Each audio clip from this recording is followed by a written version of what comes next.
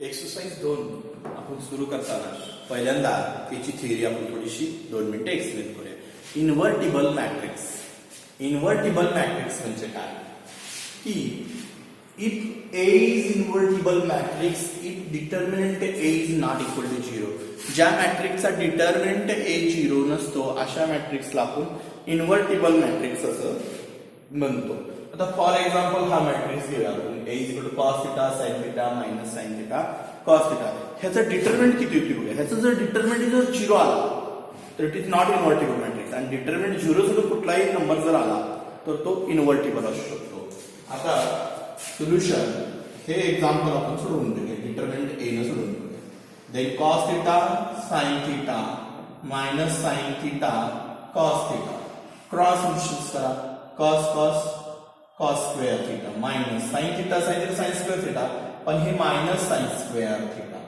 Okay आणि minus minus plus cos square theta plus sin square theta किती आलं. cos square theta plus sin square theta 1. Determinant A is equal to 1. Determinant A 0 आला का नाही आला म्हणून A is invertible matrix. A is invertible matrix. अशा मॅट्रिक्सला आपण इन्व्हर्टिबल matrix असं म्हणतो. सॉल्व मध्ये हे एक्झाम्पल तुम्हाला सोडवून दिलेलं होतं. आता ह्याच्या पुढचं मिसलिनियस मध्ये काही असे एक्झाम्पल्स आहेत की जे मॅट्रिक्स तुम्ही इन्व्हर्टिबल आहे का हे ओळखायला सांगितलेले आहेत. त्यातले एक आपण 2 एक्झाम्पल बघूया. आता इकडे लक्ष द्या. नेक्स्ट मिसलिनियस मध्ये क्वेश्चन नंबर 3 नवीन सिलेबस मध्ये मिसलिनियस मध्ये नवीन सिलेबस मध्ये क्वेश्चन नंबर 3 असा आहे. Check whether the following matrices are invertible or not. खालील मॅट्रिक्स इन्व्हर्टिबल आहे का नाही हे ओळखायचं आहे. ठीक आहे. आपण फर्स्ट घेऊया 2 3 10 15 आणि सेकंड घेऊया 1 2 3 3 4 5 आणि 4 6 8 हे 2 मॅट्रिक्स तुम्हाला दिले. मिसलिनियस मधला क्वेश्चन आहे. ओके. त्याच्यामध्ये क्वेश्चन 3 मिसलिनियस एक्सरसाइज मध्ये तुम्हाला असा विचारलाय. Check whether the following matrices are invertible or not. खालील मॅट्रिक्स इन्व्हर्टिबल आहेत का नाही. सोल्युशन आता बघूया. इकडे लक्ष द्या. A is equal to 2 3 10 15. Therefore determinant A is equal to 2 3 10 15 is equal to cross distance 2 into 15 13. 13 minus 13 किती आलं 0.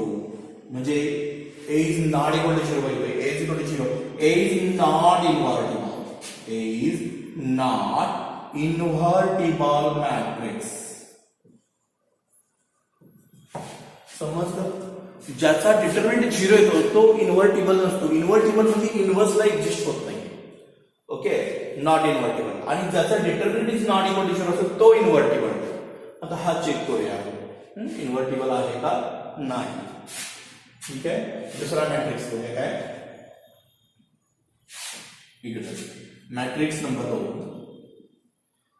B इज इक्वल टू माने आपण 1 2 3 3 4 5 4 6 8.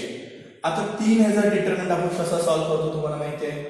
कसं आहे ना. Determinant B is equal to 1 2 3 3 4 5 4 6 8. 3 ह्याचा डिटर्मिनंट कसा सॉल्व्ह करतो. B इज इक्वल टू हा 1 नंबर घ्यायचा. त्याची पहिली रोज पहिली कॉलम कॅन्सल राहणार काय 4 5 6 8. 1 नंबर घ्यायचा पहिली रोज पहिली कॉलम कॅन्सल 4 5 6 8 मायनस 2. दुसरा नंबर घेताना निगेटिव्ह घ्यायचा. त्याचा रोज त्याचा कॉलम कॅन्सल. दुसरी पहिली रोज दुसरी कॉलम कॅन्सल. काय राहणार 3 5 4 8 आणि लास्ट नंबर घेताना पॉझिटिव्ह घ्यायचा 3 2 पॉझिटिव्ह 3 into 3 4 4 6. त्या 3 ची horizontal line vertical line cancel करायची, याची हॉरिझॉन्टल लाईन आणि व्हर्टिकल लाईन कॅन्सल केली 3 4 4 6 आणि ह्यांचं कॅल्क्युलेशन आपण करूया. कसं येते बघा यांचं calculation. Therefore v is equal to determinant b चा आन्सर काय आहे 1 cross mixture 4 into 2 32 minus 30 32 minus 30. Okay -2 घेताना दुसरा नंबर फक्त निगेटिव्ह बघा. पहिला प्लस, दुसरा निगेटिव्ह, तिसरा प्लस. क्रॉस मिक्सचर करा 24 minus 20 plus 3 into 18 minus 16. कसं होणार बघा determinant b 1 into 2 minus 2 into 4 plus 3 into 2 2 minus 8 plus 6 then 8 minus 8 0. म्हणजे इथं सुद्धा हा डिटर्मिनंट b काय आहे b is not invertible matrix. b हा इन्व्हर्टिबल मॅट्रिक्स नाही, हे लक्षात घ्या. b हा इन्व्हर्टिबल मॅट्रिक्स नाही. तुम्हाला मी एक होमवर्कला देतो ते तुम्ही घरी गेल्यानंतर किंवा नंतर सोडवा. ठीक आहे. त्यातलाच आहे क्वेश्चन. इन्व्हर्टिबल आहे का बघा. 1 2 3 2 minus 1 3 1 2 3. मला वाटतंय नाही याचं पण आन्सर 0 येते. आपण डिटरमिनंट मध्ये बघितलेलं पहिले rows 2 rows are equal then answer 0. But B is not invertible matrix. हा सुद्धा मॅट्रिक्स नाही, इन्व्हर्टिबल मॅट्रिक्स नाही. समजलं इन्व्हर्टिबल. ठीक आहे. नेक्स्ट पॉइंट लिहूया. मायनर आणि कोफॅक्टर मॅट्रिक्स हा आपल्याला खूप महत्वाचा पॉइंट आहे मॅट्रिक्स मधला. मायनर आणि कोफॅक्टर मॅट्रिक्स.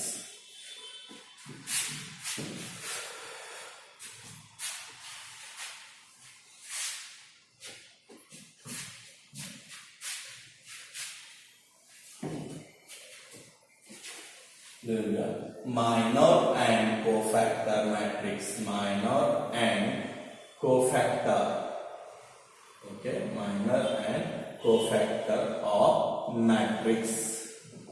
मॅट्रिक्स मध्ये मायनर कसे काढायचे किंवा कोफॅक्टर कसे काढायचे ह्याच्यावर एक 2 मार्काचं एक्झाम्पल असतंय. ठीक आहे. आता फॉर एक्झाम्पल म्हणून एक मी हे घेतो, एक कन्सिडर करूया. a is equal to a11 a12 a13 a21 a22 a23 a31 a32 a33. Okay. असा आपण काय घेतलेला आहे मॅट्रिक्स घेतलेला आहे. ओके. आता ह्या मॅट्रिक्स मध्ये आपण मायनर आणि कोफॅक्टर कसे काढायचे ते बघूया. आता हा मॅट्रिक्सची ऑर्डर किती आहे 3 क्रॉस 3. ह्या मॅट्रिक्सची ऑर्डर किती आहे 3 क्रॉस 3. इकडे लक्ष द्या. a11 मी एक्सप्लेन केले. पहिला रोज पहिला कॉलम 1 1 1. पहिला रोज दुसरा कॉलम 1 2. पहिला रोज तिसरा कॉलम 1 3. दुसरा रोज करेक्ट पहिला कॉलम 2 1. दुसरा रोज दुसरा कॉलम 2 2. दुसरा रोज तिसरा कॉलम 2 3. तिसरा रोज पहिला कॉलम 3 1. तिसरा रोज दुसरा कॉलम, तिसरा रोज तिसरा कॉलम. आता ह्यात तुम्हाला मायनर ह्याचा काढायचा असेल फॉर एक्झाम्पल ह्याचा मायनर काय आहे असा क्वेश्चन तुम्ही मला विचारला तर मायनर ऑफ A11 चा मायनर पाहिजे असेल तर it is denoted by capital 1 1 1. A11 चा मायनर पाहिजे असेल तर कसं दाखवायचं कॅपिटल A11. किती असतो A11 चा मायनर. A11 ची रोज म्हणजे फर्स्ट कॉलम कॅन्सल करायची. फर्स्ट कॉलम पूर्ण ना A22 A23 A32 A33. Okay. संपलं मायनर. फक्त तो पहिला कॉलम. आता याचा कोफॅक्टर कसा काढायचा. Cofactor of A11. Cofactor of A11. ठीक आहे. तर cofactor is denoted by capital A11 किंवा C11. कुठलंही नोटेशन देऊ शकता तुम्ही.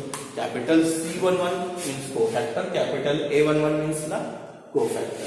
आता कोफॅक्टर काढताना -1 ची पॉवर कुठला पण असतो, इथं त्याचा घर नंबर किती आहे? 11 आहे. ओके, म्हणून -1 ची पॉवर 1 + 1 इंटू आलेला minus M11 is equal to A11. म्हणजे -1 घ्यायचा, कंपल्सरी -1 घ्यायचा. -1 ची पॉवर घर नंबर 1 + 1 इंटू M11. आता दुसरं एक्झाम्पल मी तुम्हाला सांगतो, मी तुमच्या लक्षात येईल. आता ह्याचा मायनर कसा काढायचा? कुठे? 823 चा. ओके, म्हणजे तुमच्या लक्षात येईल.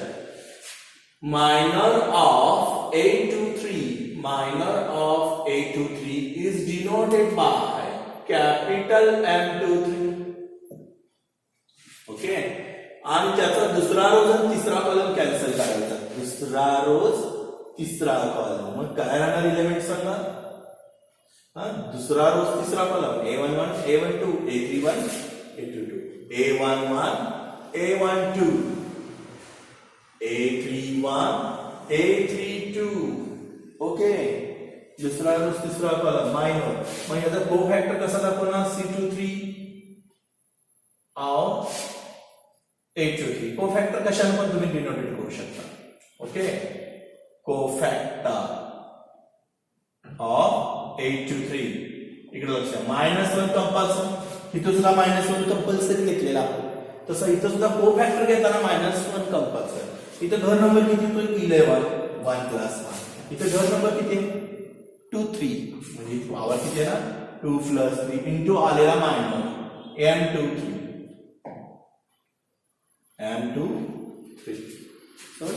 नोट दॅट, मला असं म्हणायचं आहे की कुठला पण तुम्ही जर कोफॅक्टर काढतात चिला, कोफॅक्टर कुठला असेल, समजा आता A21 असेल किंवा AIJ असेल, AIJ इज इक्वल टू -1 ची पॉवर I + J. AIJ -1 ची power I + J into MIJ into corresponding minor ना त्याला मल्टिप्लाय करायचा. हा फॉर्म्युला कोफॅक्टरचा एक जनरल फॉर्म्युला आहे, तो लिहून घ्या. आता आपण एक्सरसाइज 2.1 स्टार्ट करू.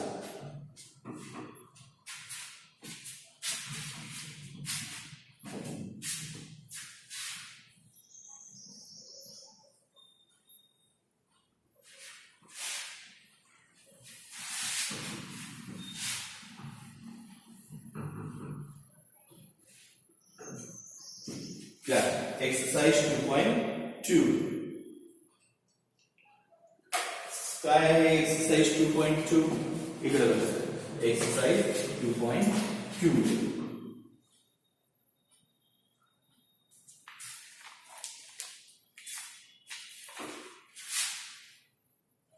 Exercise 2.2.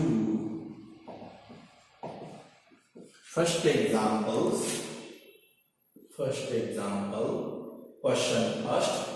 Find the cofactors. Find the cofactors of the elements of matrix -1 2 3 4. लिहून घ्या. आपल्याला काय करायचंय? कोफॅक्टर्स काढायचे. आता मायनर काढल्याशिवाय कोफॅक्टर्स काढता येतील का? नाही. पहिल्यांदा काय काढायला लागणार? मायनर आणि नंतर कोफॅक्टर. सोल्युशन गिवन ह्याला कसला मॅट्रिक्स दिला? A is equal to A matrix दिला -1 2 3 4. ह्याला आपण काहीतरी नावच दिलं.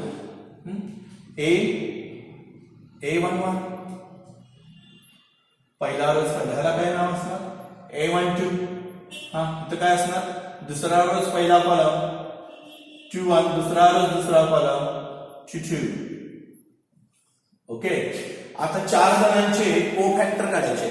मग मायनर काढल्याशिवाय कोफॅक्टर काढता येईल का तुम्हाला? नाही. पहिल्यांदा आपण काय करूया? Minor.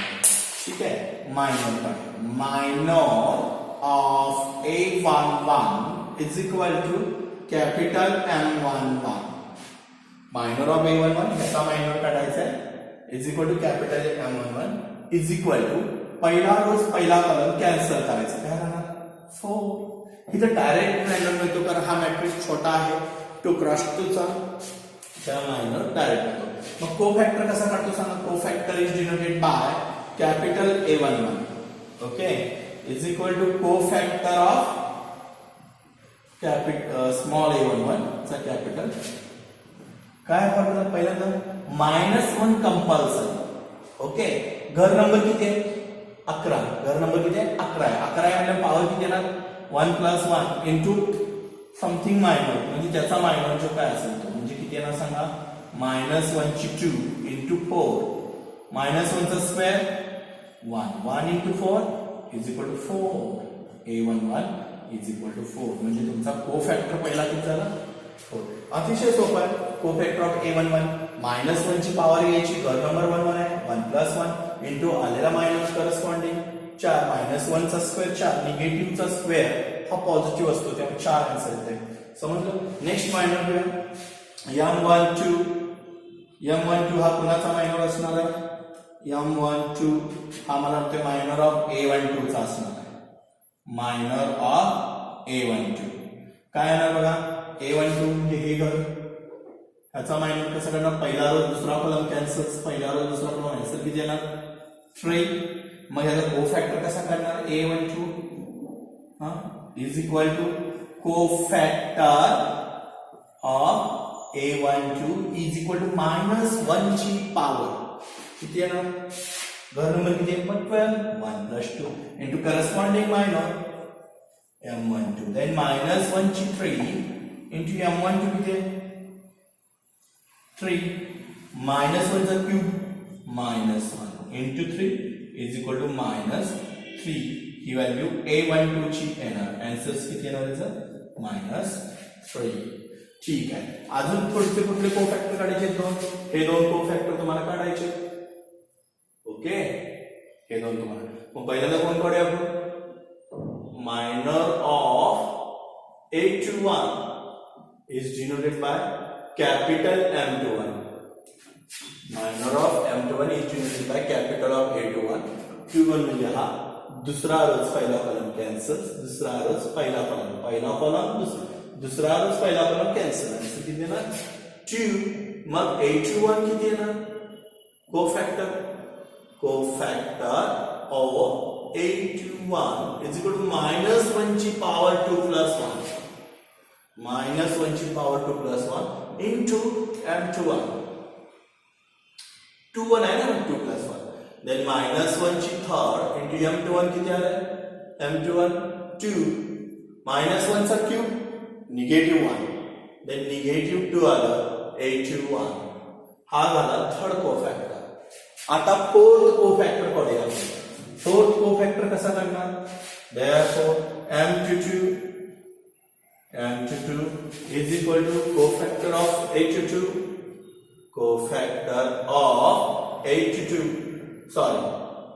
minor of A22 correct minor of A22 याचा मायनर किती असतो दुसरा कॉलम कॅन्सल देन -1 आणि ह्याचा कोफॅक्टर कसा काढणार A22 is equal to cofactor of A22 means -1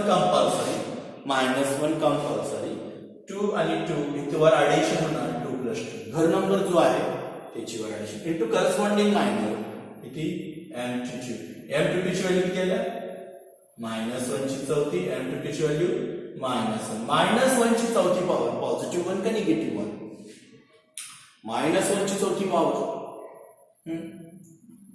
correct positive 1 then 1 into -1 is equal to -1 A22 किती झाला -1 मग therefore cofactor matrix कसा आहे cofactor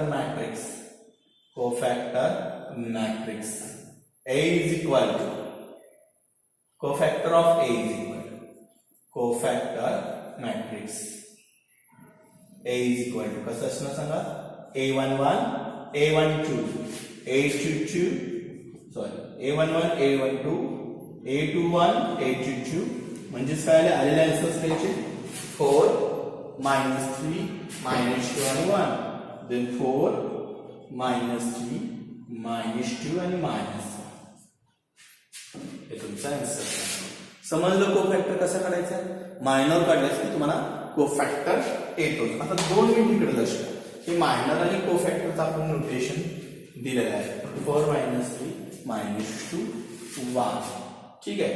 आता हे झालं तुम्हाला मी एक्सप्लेन करण्यासाठी थोडंसं मोठे याच्यामध्ये तुम्हाला हे थोडंसं मोठं वाटेल. तर हे एक्झाम्पल आपण बोर्डला सुद्धा छोट्या पद्धतीने जरी सोडवलं तरी चालतंय. ते कसं तुम्हाला दाखवतो की आधी लिहून घ्या.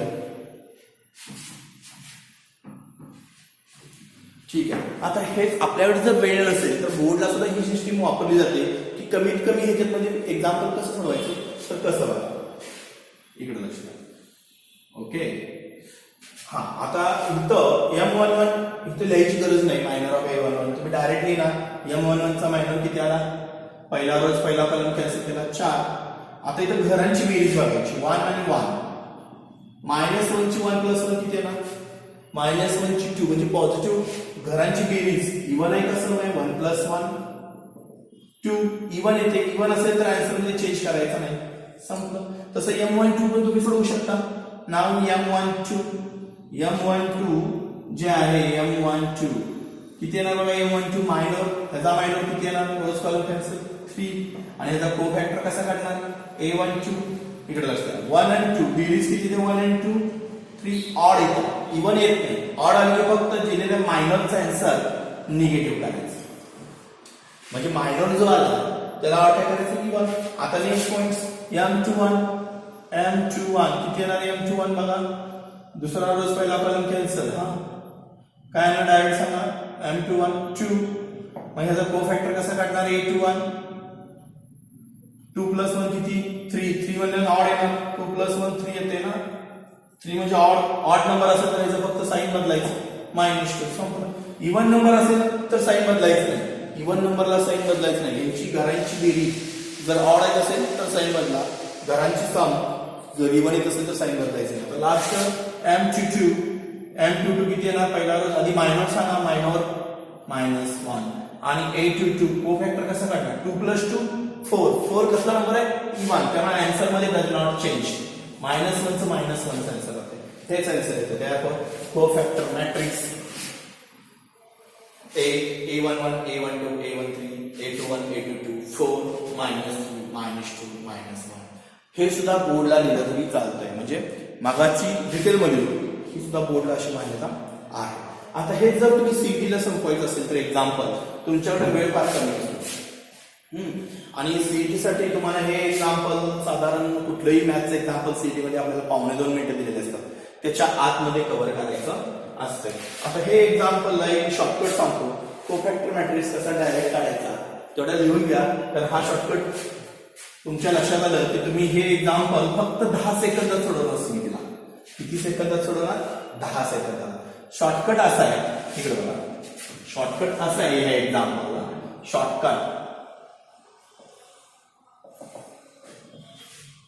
ठीक आहे. किंवा तुम्ही डायरेक्ट सांगू शकता ए असं असेल ABCD तर कोफॅक्टर ऑफ A कसा असणार सांगा? सांगतो. इकडे लक्ष द्या. D ची आणि A ची जागा बदलायची. कोणाची जागा बदलायची? ह्या दोन्हींची जागा बदलायची. म्हणजे A इथे येणार D इथं जाणार. ह्या दोन्हींची साईन्स बदलायची. म्हणजे -B आणि -C संपलं. ह्या दोन्हींची फक्त जागा बदलायची आणि ह्या दोन्हींची जागा बदलायची नाही. त्यांची फक्त काय करायची? साइन चेंज करायची. म्हणजे कसं होणार सांगा? आता इथं कसं येणार? -1 इकडे 4 येणार. इथं काय येणार? -1 रिप्लेसमेंट केली आपण 4 -1 आणि यांची आपण काय करायची? जागा बदलून साइन चेंज करायचं. म्हणजे इथं जागा बदलायचीच या दोघांची पण C ची आणि D ची आणि फक्त साइन चेंज करायचं आणि फक्त साइन. बघा ह्या दोघांची जागा बदलायची A आणि D ची. साइन चेंज करायचं नाही. ह्या दोन्हीची जागा बदलायची आणि साइन चेंज करायचं. म्हणजे परत एकदा दाखवतो तुम्हाला म्हणजे लक्षात येईल. ह्या दोन्हींची जागा बदला. साइन चेंज करू नका. 4 आणि -1 ह्या दोन्हींची पण जागा बदला. ठीक आहे. 3 आणि 2 आणि साइन चेंज करा. ह्योच मॅट्रिक्स होता नाही मगाशी बसलेला. फ्रॉम प्लस शॉर्टकट्स हा शॉर्टकट लिहून घ्या. तुम्हाला कोफॅक्टर मॅट्रिक्स ऑफ ए साठी तो तुम्हाला विचारू शकतात. ठीक आहे. नेक्स्ट तुम्हाला मी होमवर्कला देतो, त्याची तुम्ही मायनर आणि कोफॅक्टर काढायचे. लिहून घ्या होमवर्कचं एक्झाम्पल. क्वेश्चन नंबर 2 बुक मध्ये क्वेश्चन नंबर 2 आहे ते होमवर्कला लिहून घ्या. 1 3 4 -1 1 3 4 -1 लिहून घ्या. 1 3 4 -1. ठीक आहे. 1 3 4 -1. आता नेक्स्ट पॉईंट आपण पुढच्या लेक्चरला बघूया. टीनेजर कोफॅक्टर आणि मायनर कसं काढायचं.